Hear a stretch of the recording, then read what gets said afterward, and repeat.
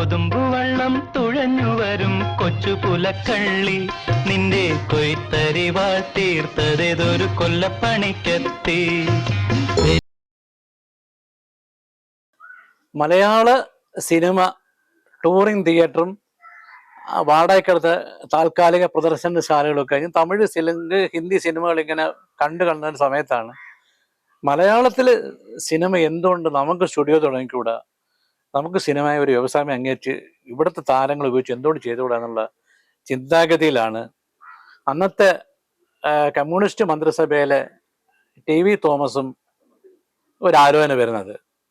അങ്ങനെ അദ്ദേഹം ഒരു സുഹൃത്താണ് ആലപ്പി വിൻസെന്റ്, സെബാസ്റ്റ്യൻ കുഞ്ഞുഞ്ഞു ഫാദറുടെ സഹോദരനാണ് അദ്ദേഹം. ആലപ്പി വിൻസെന്റും TV തോമസും വെണ്ടർ കൃഷ്ണപിള്ള, ഒരു ഫിലിപ്പോസ് എന്നൊരാള്, കുഞ്ചാക്കോ, ഇവരെല്ലാം കൂടെ ചേർന്നിട്ടാണ് സിനിമയെ കേരളത്തിലേക്ക് പറിച്ചു നടാനും കേരളത്തിലെ സ്റ്റുഡിയോ തുടങ്ങാനും മണ്ണിൽ ഉറപ്പിച്ചു നിർത്താനുള്ള, അങ്ങനെയാണ് 1949 അവർ ആലപ്പുഴയിൽ ഉദയ സ്റ്റുഡിയോ തുടങ്ങുകയാണ്. അങ്ങനെ ഉദയ സ്റ്റുഡിയോ തുടങ്ങി വെള്ളി നക്ഷത്രം എന്നൊരു സിനിമയാണ് ആദ്യമായിട്ട് എടുക്കുന്നത്. വെള്ളി നക്ഷത്രം മലയാളത്തിലെ എക്കാലത്തെയും പ്രശസ്തമായ നടി, ആർക്കും നീലക്കുയിലൂടെ പേരെടുത്ത മിസ് കുമാരിയുടെ ആദ്യ ചിത്രമാണിത്. പാലായി ജനിച്ച ത്രേസ്യാമ്മ എന്ന സ്ത്രീയാണ് മിസ് കുമാരി എന്ന പേരിൽ സിനിമയിലേക്ക്, അവരുടെ ആദ്യ ചിത്രം കൂടിയാണ്. പിന്നെ ചിദംബരനാഥ് എന്ന മ്യൂസിക് ഡയറക്ടറുണ്ട്. മുറപ്പെണ്ണിലെ കരയുന്നു പുഴ ചിരിക്കുന്നു എന്ന പാട്ടൊക്കെ ചെയ്ത ചിദംബരനാഥിൻ്റെ ആദ്യ ചിത്രം കൂടെ ആയിരുന്നു ഇത്. അതിൽ അദ്ദേഹത്തെ സഹായിച്ചത് പരമോദാസ് എന്നൊരു ഹാർമോണിസ്റ്റ് കൊണ്ടുണ്ട്. അങ്ങനെ പലരുടെയും ഒരു ജർമ്മൻ കന്നെ ബേസ് എന്നൊരാളാണ് ഇതിൻ്റെ സംവിധാനം നടത്തുക. അന്ന് നമ്മൾ സാങ്കേതിക വിദ്യ ഒന്നും ആർക്കും അറിഞ്ഞൂടാ മലയാളികൾ. അങ്ങനെ മലയാളികൾക്ക് പഠിക്കാനും വളരാനും മലയാള താരങ്ങൾക്ക്, മലയാള തിയേറ്ററുകൾക്ക് സ്ഥിരം പണം കൊടുക്കാന്നുള്ള വ്യവസ്ഥയിലാണ് ഉദയ തുടങ്ങുന്നത്. ഉദയ തുടങ്ങി, പക്ഷേ ആ ചിത്രം ഒരു വലിയ പരാജയമായി. അതിനുശേഷം ഈ പാർട്ട്നേഴ്സൊക്കെ അങ്ങ് മാറി, ഇത് വ്യവസായം നിൽക്കത്തില്ല എന്നുള്ള മട്ടിലങ്ങ് മാറി. പിന്നെ അത് കുഞ്ചാക്കോടെ മാത്രമായി. പിന്നീടാണ് അതിനുശേഷം KV കോശി എന്നൊരു LLB ഒക്കെ പഠിച്ച് പാസ്സായ ഒരാളുണ്ടായിരുന്നു. അയാൾക്ക് സിനിമ ഭയങ്കര താല്പര്യമാണ്. അങ്ങനെ മാർക്കറ്റിംഗ് തന്ത്രങ്ങളൊക്കെ പ്രയോഗിച്ച് സിനിമ എങ്ങനെ പരസ്യം തന്ത്രങ്ങളിൽ കൂടെ സിനിമ ആളെ കയറ്റാന്നൊക്കെ പഠിച്ചിട്ട് അങ്ങനെ സിനിമ വിജയിപ്പിക്കാന്നൊരു ബുദ്ധി അയാൾക്കുണ്ടായിരുന്നു. അങ്ങനെ ഉദയ സ്റ്റുഡിയോയിൽ തന്നെ പുതിയ ബാനറുണ്ടായി, K&K എന്നുവെച്ചാൽ കുഞ്ചാക്കോ ആൻഡ് KV കോശിയുടെ K. അങ്ങനെയാണ് KV അവർ പടങ്ങൾ എടുക്കുന്നത്, K&K അത് വെച്ച്. അപ്പോൾ അതിന് അവർ പിന്നെ നല്ല തങ്ക എന്നൊരു പടമാണ് എടുക്കുന്നത്. നമ്മുടെ ശ്രീകുമാരൻ തമ്പി സാറിൻ്റെ ഭാര്യയുടെ പിതാവ് വൈക്കം MP മണി, യേശുദാസിൻ്റെ അച്ഛൻ അഗസ്റ്റി ജോസഫ് എന്നിവരൊക്കെ അഭിനയിച്ച ഒരു രാജകഥയാണ് നല്ല തങ്ക. അതിലും മിസ് കുമാരി അഭിനയിച്ചിരുന്നു. നല്ല തങ്ക നല്ല രീതിയിൽ വിജയിച്ചു. അതൊക്കെ അതിൻ്റെ പരസ്യത്തിൽ കൂടാണ് ഈ കഥയെപ്പറ്റി പറയുകയും അതിൻ്റെ ഉള്ളടക്കത്തെപ്പറ്റി കൂടുതൽ കൊടുക്കുകയും അങ്ങനെ ചെയ്ത VM ബാലൻ എന്നൊരാളാണ് അത് പോസ്റ്റർ ഡിസൈൻ ചെയ്തത്. അത് KV കോശിയാണ് ഇദ്ദേഹത്തെ കൊണ്ടുവരുന്നത്. അങ്ങനെ ആ പടവും ഭയങ്കരമായിട്ട് വിജയിച്ചു, നല്ല തങ്ക. അതിനുശേഷമാണ് അവർ ജീവിത നൗക എന്നൊരു പടം എടുക്കുന്നത്. ജീവിത നൗക ഇന്ന് വരെ ഉണ്ടായിട്ടുള്ളതിൽ മലയാളത്തിൽ ഏറ്റവും കൂടുതൽ സൂപ്പർ ഹിറ്റാണ്. തിക്കുറിശി BS സരോജ് അഭിനയിച്ച വേമ്പു എന്നൊരു ഡയറക്ടറാണ് അത് ചെയ്തത്.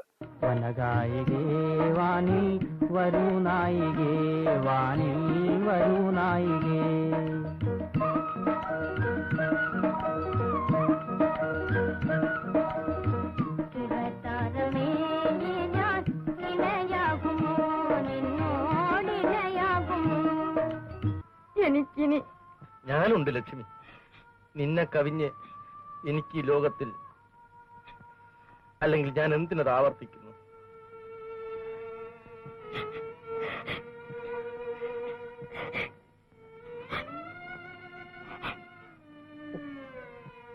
ധൈര്യമായിരിക്കും, നിരാശയെല്ലാം ദൂരെ കളഞ്ഞ് ഒന്ന് ചിരിക്കൂ. ചിരിക്കൂ. അതും അപ്പൊ ആ കാലത്ത് മാതൃഭൂമിയിൽ ഒരു പരസ്യം വന്നു, ഈ പടം 170 ദിവസം പിന്നിട്ട് പടത്തിന് ആള് തീർന്നില്ല. ആ പടത്തിന് അപ്പം പടം അടുത്ത പടത്തിന് തിയേറ്റർ ഒഴിഞ്ഞു കൊടുക്കണം.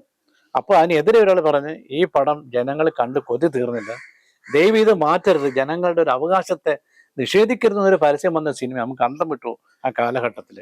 പക്ഷേ പറയുന്നവർ അടുത്ത പ്രസ്താവന വന്നു, ദയവ് ചെയ്ത് ഈ പടം വീണ്ടും പ്രദർശിപ്പിക്കും, ഞങ്ങൾക്ക് തിയേറ്റർ ഒഴിഞ്ഞു അടുത്ത പടത്തിനും സ്ഥാനം വേണ്ടവർ ഒഴിഞ്ഞു കൊടുക്കുന്നതായിട്ട്. അങ്ങനെ മലയാളികൾ ഭയങ്കര വിഷമിച്ച ഒരു സന്ദർഭമായിട്ടുണ്ട്. അതെല്ലാം കഴിഞ്ഞിട്ട് അവൻ വരുന്ന ഒരു പടമാണ് പുതിയ ഷൂട്ടി പിന്നീട് എടുക്കുന്നത്.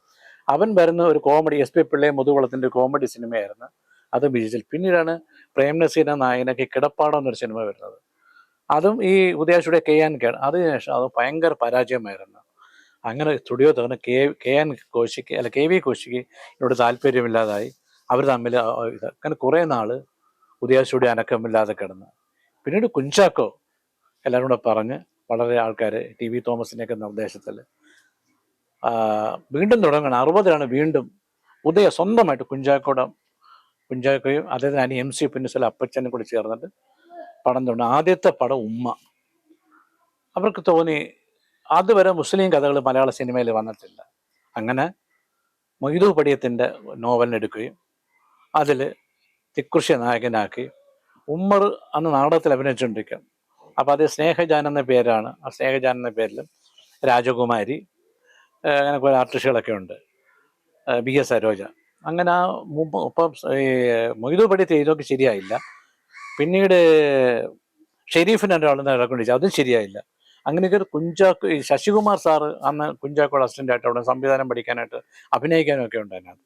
അവൻ പറയും, എൻ്റെ ഒരു സുഹൃത്തുണ്ട്, എനിക്കറിയാം, നാടകൃത്താണ്, ഒരു തയ്യൽ തൊഴിലാളിയാണ്, അയാളത് വിളിച്ചോണ്ട് വരട്ടെ എന്ന് പറഞ്ഞു. ശരി, വിളിച്ചോണ്ട്. അങ്ങനെ വിളിച്ചു. പക്ഷേ അയാൾ ജോലിക്കാരനാണ്, തയ്യൽ തൊഴിലാളിയാണ് അയാൾ, കമ്മ്യൂണിസ്റ്റ് പാർട്ടി വലിയ പ്രവർത്തകനാണ് അയാൾ. അങ്ങനെ അയാൾ വന്ന് നോക്കാൻ പറ. അങ്ങനെ മൊയ്തു പടിയത്ത് നോവൽ കൊടുത്തു, 2 സീൻ എഴുതി കുഴിച്ച് എല്ലാം കൂടി ഇരുന്ന് ശശികുമാർ സാറ് പിന്നെ കുഞ്ചാക്കോ ഇവരെല്ലാം കേട്ടോന്ന് പറഞ്ഞ് നന്നായിരിക്കുന്നത്. എനിക്ക് എപ്പോഴും അയാൾ പറഞ്ഞു, എനിക്ക് ഫുൾ ടൈം എഴുതാൻ ഒക്കത്തില്ല, എൻ്റെ ജോലി കഴിഞ്ഞ് രാത്രി വന്ന് എഴുതാമെന്ന് പറഞ്ഞു. ശരിയെന്ന് പറഞ്ഞു. അങ്ങനെ ഉദ്യാന സ്റ്റുഡിയോയിൽ 3 രൂപ ശമ്പളത്തിൽ അത് എഴുതി തുടങ്ങി. എല്ലാ ദിവസവും രാത്രി വരും. അങ്ങനെ ഒരു മാസം 10 ദിവസം കൂടെ എടുത്തിട്ടാണ് ഇതിൻ്റെ തിരക്കഥ പൂർത്തിയാക്കുന്നത്. പക്ഷേ എല്ലാവർക്കും ഇഷ്ടപ്പെട്ടു. ആ സിനിമ വൻ വിജയമായി. ഒരു മുസ്ലിം സാമുദായിക ചിത്രം കുഞ്ചാക്കോയുടെ സംവിധാനത്തിൽ അങ്ങനെ പുറത്തിറങ്ങി.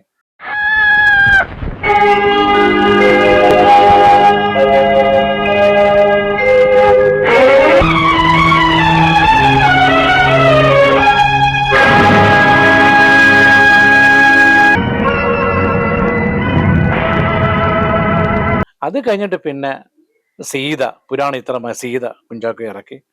അങ്ങനെ പിന്നെ ഉദയായുടെ ഒരു ജൈത്രയാത്ര അവിടെ തുടങ്ങുകയാണ്. അതിനുശേഷമാണ് നമ്മൾ ഈ വടക്കൻ പാട്ട് ശാരംഗപാണിയെ കൊണ്ടും വ്യത്യസ്തമായ മേഖലകളിൽ ചേകവന്മാരുടെ കഥ, ചേകവന്മാർ, അത് മലയാളത്തിൽ അങ്ങനെ അത്ര പ്രശസ്തമല്ലായിരുന്നു. അങ്ങനെ ആ കഥ ഉണ്ണിയാർച്ചയിലൂടെ ചേകവന്മാർ എങ്ങനെ ഇവിടെ വന്നു എന്നുള്ളതൊക്കെ പറഞ്ഞ് അത് രാഘവ മാസ്റ്ററിൻ്റെയും P. ഭാസ്കറിൻ്റെയും പാട്ടുകളിലൂടെയും രാഗിണി എന്ന നടിയുടെ പ്രത്യേക അഭിനയത്തോടെയും വടക്കം പാട്ടിൻ്റെ ഒരു ഉടമസ്ഥവശ ഉദയ ഏറ്റെടുത്ത പോലായിട്ട് മാറി. വടക്കം പാട്ട് എന്ന് പറയുമ്പോൾ വടക്കം പാട്ട് ഈ ഈക്വൽ ടു ഉദയ അങ്ങനെ ആയിത്തീർന്നു. തുടങ്ങിയ കഥകൾ വടക്കം പാട്ട്, ഒരുപാട് സിനിമ വടക്കം പാട്ട്. അങ്ങനെ പിന്നീട് പുരാണ കഥകളിലേക്ക് കടന്ന് രാജചിത്രങ്ങൾ കടന്ന് സെറ്റുണ്ട് അവർക്ക്. അത് ഒരാൾ പറഞ്ഞിട്ടുണ്ട്, മലയാളത്തിലെ സ്വപ്നങ്ങൾ വിൽക്കുന്ന വ്യാപാരിയാണ് കുഞ്ചാക്കോ എന്ന്. ശരിയാണ്.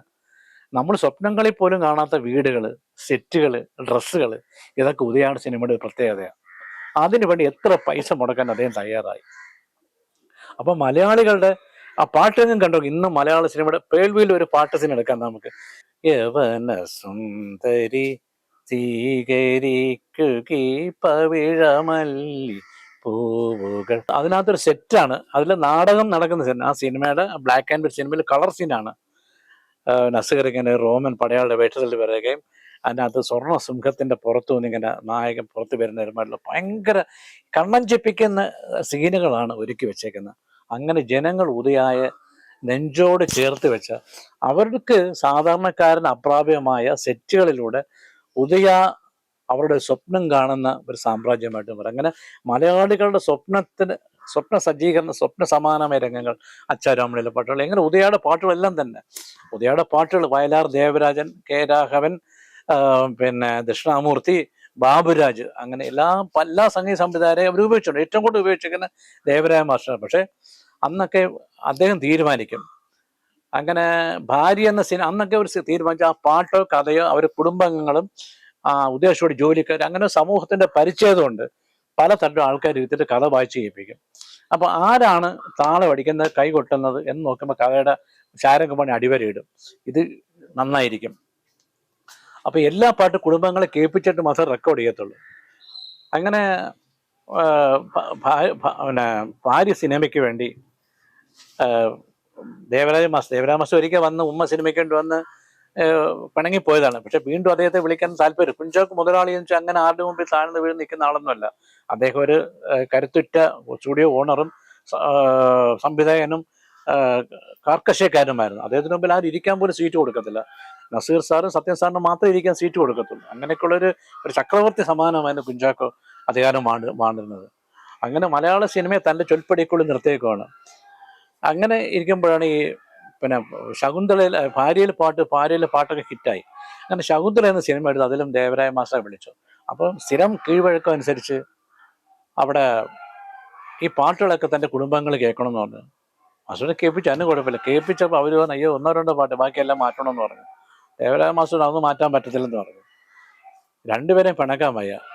അപ്പം പറഞ്ഞു, ഏതാ ഇതും നോക്കാം, നമുക്ക് പരാജയപ്പെടുവാണെങ്കിൽ നമുക്ക് വേറെ എന്തെങ്കിലും വഴി നോക്കാം. കുഞ്ചാക്കോ ഗത്യന്തരം സമ്മതിച്ചു. പക്ഷേ ഡിസ്ക് ഇറങ്ങി, ഗോൾഡൻ ഡിസ്ക്, ഒരുപാട് ഡിസ്ക് വിറ്റ് കഴിഞ്ഞ് പടം ഹിറ്റായി. അന്ന് തൊട്ട് പിന്നെ കുഞ്ചാക്കോ പറഞ്ഞു, മേലിൽ ഇനി ദേവരായൻ്റെ പാടിനെപ്പറ്റി ആരും അഭിപ്രായം പറയണ്ട, ബാക്കി ആരുടെ പാടിനെപ്പറ്റി അഭിപ്രായം പറഞ്ഞു. ഇന്ന് ഫാമിലിയെ ആ സദസ്സിനെ വഴക്ക് പറഞ്ഞു എന്നൊരു കഥയുണ്ട്.